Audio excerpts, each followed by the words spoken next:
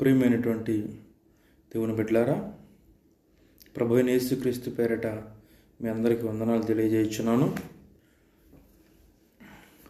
ఈరోజు మీకు ఒక బైబిల్లో ఒక మాటని మీకు జ్ఞాపకం చేయదలుచుకున్నాను. ఏమిటంటే, అందరూ కూడా ఇయర్ ఎండింగ్ అంటే సంవత్సరం చివరి రోజు వచ్చేసింది. ఇంకా మనము బాగా ఎంజాయ్ చేద్దాం. న్యూ ఇయర్ సెలబ్రేషన్లో ఇంకా రేపటి సాయంత్రం నుంచి కూడా అందరూ కూడా ఉంటారు. ఎందుకు నేను మాట్లాడుతున్నానంటే, బైబిల్ గ్రంథంలో ఒక మాటని మీకు జ్ఞాపకం చేస్తాను. ఏమిటి అంటే, ఎహెజ్కేలు గ్రంథము 18వ అధ్యాయములో ఒక మాట ఉంది, చదువుదామండి.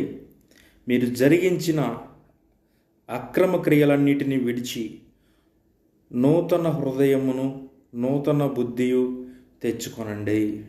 వాక్యం ఏం సెలవిస్తుంది అంటే, మీరు జరిగించిన అక్రమ క్రియలను విడిచి నూతన హృదయమును నూతన బుద్ధియు తెచ్చుకోండి. అర్థమైందా? వాక్యం ఏం సెలవిస్తుంది అంటే, మనం జరిగించినటువంటి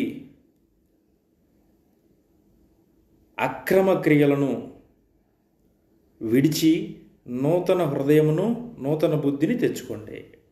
అంటారేమో చాలామంది, నేనేం అక్రమం చేయలేదండి, పోయిన సంవత్సరం అంతా నేను అంతా నీతిగానే ఉన్నాను, నిజాయితీగానే ఉన్నాను, ఎక్కడ అక్రమం అనేది నాలో లేదు అని నువ్వు అనుకుంటున్నావు. చాలామంది అలానే భావిస్తూ ఉన్నారు. మంచిది, సంవత్సరం అంతా కూడా నువ్వు అలానే ఉండి నీతిగా నిజాయితీగా ఉంటే ప్రభువు నిన్ను ఈ మరొక సంవత్సరం నిన్ను ఆశీర్వదిస్తాడు. అలాగే చాలామంది కూడా అక్రమంగానే ఉంటున్నారు. అంటే ఎక్కువ మంది ఎలా తయారవుతున్నారంటే, వారి క్రియలు అక్రమమైన క్రియలుగా మారిపోతూ ఉన్నాయి. సంవత్సరం అంతా కూడా ఎలా ఉంటున్నారు అంటే, పాపంలో బ్రతికిపోతున్నారు. చాలామంది పాపంలోనే ఉంటున్నారు. వాళ్ళ జీవితం అంతా, సంవత్సరం మొత్తాన్ని కూడా మనం చూసినట్లుగా అయితే అంతా పాపమే, అంతా అబద్ధాలే, అంతా బూతి మాటలే, అంతా అక్రమమే. క్రియలన్నీ చూసినప్పటికీ సంవత్సర కాలం అంతా కూడా వాళ్ళ బ్రతుకు ప్రాత బ్రతుకులాగానే ఉంటుంది. ఈరోజు ప్రార్థనకు వస్తున్నటువంటి నీ జీవితం ఎలా ఉంది? ఆ పాత జీవితం లాగానే ఉన్నావా? ఆ పాత స్వభావంలోనే ఉన్నావా? మరొక సంవత్సరం రాకపోతుంది నీ జీవితంలోకి. 2020 గుడ్ బై చెప్పి 2021లోనికి నువ్వు ప్రవేశించబోతున్నావు. ఎలా ఉంటుంది నీ జీవితం? ఒకసారి ఆలోచించు. ప్రభువు కోరుకునేది ఏమిటి అంటే, విలువైన నీ హృదయాన్ని ఆయన కోరుకుంటున్నాడు. నూతనమైన హృదయాన్ని ఆయన కోరుకుంటున్నాడు. ఆయనకు కావాల్సింది నూతనత్వము. కాబట్టి ప్రియమైనటువంటి దేవుని బిడ్డలారా, నువ్వు నూతనమైన హృదయము కలిగిన వ్యక్తిలాగా ఉంటున్నావా? ఎలా వస్తుంది నూతనమైన హృదయం? ఏమండి, ఎవరిని ఇస్తే వస్తుందా? డబ్బులు పెట్టి కొనుక్కుంటే వస్తుందా? లేకపోతే ఈ న్యూ ఇయర్ సెలబ్రేషన్ కదా అని చక్కగా ఎంజాయ్ చేస్తూ తాగి తందనాలాడి తిరుగుతూ ఉంటే సంతోషం నూతనమైన హృదయంలో మనకు వస్తుందా? రాదు. ప్రియమైనటువంటి దేవుని బిడ్డలారా, నిజమైనటువంటి నూతనమైన హృదయము, నూతనమైనటువంటి మనస్సు నీకు రావాలి అంటే ప్రభువైన యేసుక్రీస్తు ఒక్కరు మాత్రమే ఇవ్వగలరు. ఆయన మాత్రమే నీ జీవితాన్ని సరిచేయగలరు. నీ క్రియలను సరిచేయగలిగిన గొప్ప దేవుడు ఆయన. నీకు నూతనమైనటువంటి మారు మనస్సును ఇవ్వగలిసినటువంటి గొప్ప దేవుడు. అందుకే దావీదు మహారాజు అంటాడు, అయ్యా, నూతనమైన మారు మనసు, నూతనమైన హృదయమును నాకు దయచేయి. కీర్తనల గ్రంథము 51వ అధ్యాయము 10వ వచనంలో ఆ మాట ఉంది. తీసి చదువుదామా? కీర్తనల గ్రంథము 51:10 ఆయన అంటాడు, నా అంతరంగములో స్థిరమైన మనస్సును నూతనముగా పుట్టించుము. స్థిరమైన మనస్సును నూతనంగా పుట్టించు అని దావీదు ఎందుకు అడుగుతున్నాడు అంటే, తన మనసు పాడైపోయింది. తన మనసు అంతా పాపంలో ఉంది. కాబట్టి ప్రభు సన్నిధిలో తన పాపాన్ని అంతటిని ఒప్పుకొని పశ్చాత్తాపడుతూ అడుగుతున్నాడు, ప్రభువా, నాకు నూతనమైన మారు మనసునివ్వవా? అడుగుతారా మీరు? నూతనమైన మనసు కావాలి ప్రభు అని అడుగుతారా? చాలామంది అడుగుతారు, అయ్యా, కొత్త సంవత్సరం వస్తుంది, నాకు మంచి ఉద్యోగం వస్తుందా? కొత్త సంవత్సరం వస్తుంది, నాకు ఇంక్రిమెంట్ వస్తుందా? కొత్త సంవత్సరం వస్తుంది, నాకేమైనా తెస్తారా? అడుగుతారు. కానీ విలువైనటువంటి దానికోసం ఎవరు కూడా ప్రార్థన చేయడం ఈరోజు కనపట్లేదు. ప్రేమేంటంటే దేవుని బిడ్డలారా, ఈ జీవితం విలువైనది. ప్రభువు నిన్ను ఈ జీవితం నీకు ఇచ్చింది ఎందుకంటే నీ హృదయంలో ప్రతి సంవత్సరము కూడా నూతనమైన కార్యములు జరగాలి. జరుగుతాయా? దావీదు మహారాజుని దేవుడు గొర్రెల దొడ్డిలో నుంచి గొర్రెలు కాచుకునేటువంటి ఆ స్థాయి నుంచి కూడా ఏం చేశాడు అంటే రాజుగా చేశాడు. ప్రేమేంటంటే దేవుని బిడ్డలారా, తన మనస్సుని చెరిపేసుకున్నాడు, పాడు చేశాడు, పాపం చేశాడు, తన మనసు పాడైపోయింది. పాపములోని ఉన్నప్పుడు నీ మనసు పాడైపోద్ది. ఎవరు పాడు చేస్తారు ఈ మనసుని? ఏమండి, నీ మనసును పాడు చేయగలిగినటువంటి వ్యక్తి ఎవరు? సాతాను నీ హృదయములో దూరి నీ హృదయాన్ని పాడు చేస్తాడు.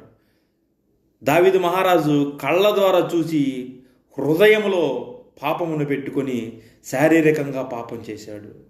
జాగ్రత్త. ప్రేమేంటంటే దేవుని బిడ్డలారా, ఈ వేటిని మీరు చూస్తున్నారు. ఈ సంవత్సర కాలం అంతా వేటిని ఎక్కువగా మీరు చూశారు. ఈ సంవత్సర కాలం అంతా మీరు వేటిని ఎక్కువగా ఆలోచించి వేటిని మీరు బాగా చూశారో ఒక్కసారి మిమ్మల్ని మీరు ఆత్మ పరిశీలన చేసుకోండి. ప్రభువు నూతనమైన హృదయాన్ని ఇవ్వడానికి సిద్ధంగా ఉన్నాడు. కావాలా? ఆ నూతనమైన హృదయం నీకు కావాలా? ఆ నూతనమైనటువంటి మారు మనస్సు నీకు కావాలా? దావీదు మహారాజు తన మనస్సును పాడు చేసుకున్నప్పుడు ప్రభు సన్నిధిలో మోకాళ్ళేసి ప్రార్థన చేసి ప్రభువుని అడిగితే ప్రభువు నూతనమైన మారు మనస్సును దయచేశాడు. నూతనమైన మనస్సు ఇవ్వగలిగిన గొప్ప వ్యక్తి ప్రభు అయిన యేసుక్రీస్తు ఒక్కడే.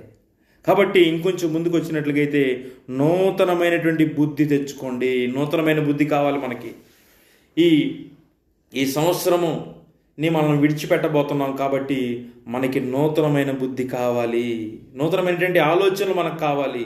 ప్రభు ఈ సంవత్సరం మన జీవితాన్ని గొప్పగా వాడుకోవాలి అంటే మనలో నూతనత్వం రావాలి. చాలామంది ఎలా ఉంటున్నారంటే ఎక్కడ వేసిన గొంగలిలాగానే అక్కడలాగానే మారిపోతూ ఉన్నారు. మారట్లా ఏమి, సంవత్సరాలు జరిగిపోతూ ఉన్నాయి. సంవత్సరాలుగా ప్రార్థనకు వస్తున్నారు కానీ వాళ్ళ జీవితంలో ఏమాత్రం కూడా మార్పు కనపట్లేదు. అందుకనే ప్రభు ఒక మాట అంటున్నాడు. ఏమిటంటే, ఇదిగో గొడ్డలి చెట్టు వేరున ఉంచబడింది, పనికి రాని ప్రతి చెట్టు నరికి వేయబడి అగ్నిలో వేయబడుతుంది. ఏమంటే ఉపయోగం ఏమైనా ఉంటుందా? ఏమంటే పనికి రాని దగ్గర నీ దగ్గర దాచిపెట్టుకుంటావా? నీ దగ్గర ఉంచుకుంటావా? ఉంచుకోవు. ఎందుకంటే ప్రతి సంవత్సరం కూడా నువ్వు ఏదో ఒకటి ఆశిస్తావు, ఏదో ఒకటి దాంట్లో ఫలాలను నువ్వు ఎదురు చూస్తావు. కాబట్టి ప్రభువు కూడా ప్రతి సంవత్సరం మనలో ఫలాల కోసం ఎదురు చూస్తున్నాడు. నువ్వు ఫలభరితంగా ఉంటున్నావా? ప్రతి సంవత్సరము నిన్ను బట్టి దేవుని నామానికి మహిముందా? నిన్ను బట్టి ఆత్మలు రక్షించబడుతున్నారా? నిన్ను బట్టి నీ పొరుగువారు ప్రభువుని తెలుసుకోగలుగుతున్నారా? దిగజారిపోతున్నారు ఈరోజు ఆత్మలో చాలామంది ఈరోజు ఆత్మలో చాలా దరిద్రంగా దిగజారిపోతూ ఉన్నారు. ప్రార్థనహీనతలోనికి, ప్రార్థన లేకుండా, సరైనటువంటి కుటుంబ ప్రార్థన లేకుండా సంవత్సర కాలం అంతా కూడా ఎలా బ్రతుకుతున్నారంటే వాళ్ళకి నచ్చినట్లుగా బ్రతుకుతూ ఉన్నారు. జాగ్రత్త. ఇలాంటి జీవితాన్ని నువ్వు కలిగి ఉంటే నూతనత్వం అనేది నీ జీవితంలోనికి ప్రవేశించదు. ప్రభువు కోరుకునేది నూతనమైనది. ఉందా నీకు అది? నూతనమైనటువంటి హృదయము, నూతనమైనటువంటి బుద్ధి నీకుందా? అవి ఇచ్చేది ప్రభు అయిన యేసుక్రీస్తు. మనసులో పాపాన్ని పెట్టుకుంటే నీకు నూతనమైన హృదయము రాదు, నూతనమైనటువంటి బుద్ధి నీకు రాదు. నీ పాపాన్ని ఎప్పుడైతే నువ్వు ఒప్పుకొని పశ్చాత్తాపడి ప్రభు సన్నిధిలో నీ పాపములు ఒప్పుకొని కన్నీళ్లతో ఎప్పుడైతే నువ్వు ప్రార్థన చేస్తావో ప్రభు నీకు నూతనత్వాన్ని ఇవ్వడానికి సిద్ధంగా ఉన్నాడు. ప్రేమేంటంటే దేవుని బిడ్డలారా, గమనించండి. ప్రార్థనకు వస్తున్నట్టు నీ జీవితము నూతనత్వంలో ఉందా, లేకపోతే ఆ 2020లో ఉన్నట్లుగానే ఉన్నావా? గుర్తుపెట్టుకో. ఒకసారి నేను పరిశీలన చేసుకో.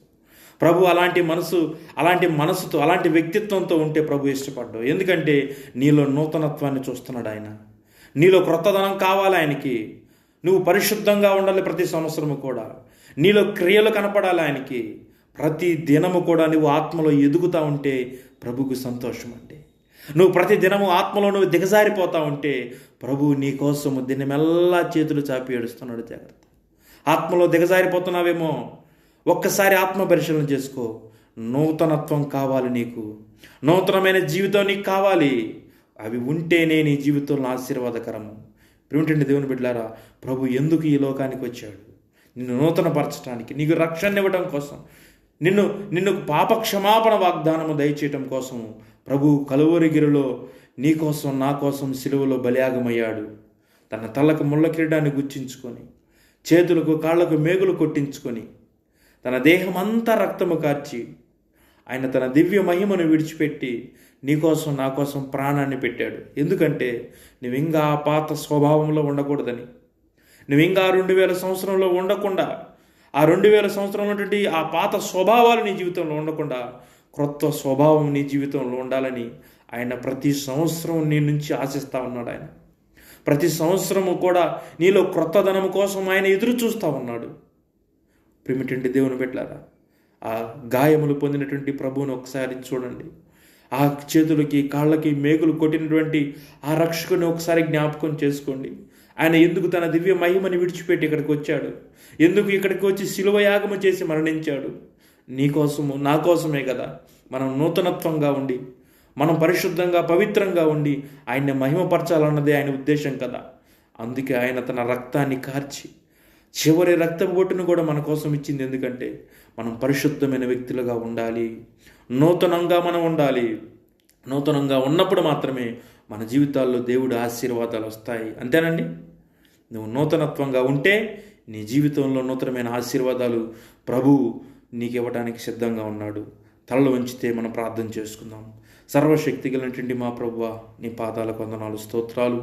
ఇదిగో నాయన, ఈ లైవ్లో వాక్యం బిడ్డలందరినీ మీరు ఆశీర్వదించండి ప్రభువా. నాయన, నూతనమైన క్రియలు, నూతనమైనటువంటి బుద్ధినిచ్చేవాడు నీవు కాబట్టి ప్రభువా, బిడ్డలకి మీరు దయచేసి బిడ్డలు మీరు ఆశీర్వదించి నాయన వారితో మీరు మాట్లాడి ఘనమైనటువంటి నీ నామానికి మీరు మహిమ, ఘనత, ప్రభావములు మీరు తెచ్చుకోమని క్రీస్తు వారి దివ్యనామం అడిగి వేడుకొనుచున్నాము తండ్రి. ఆమెన్. అందరికీ వందనాలు.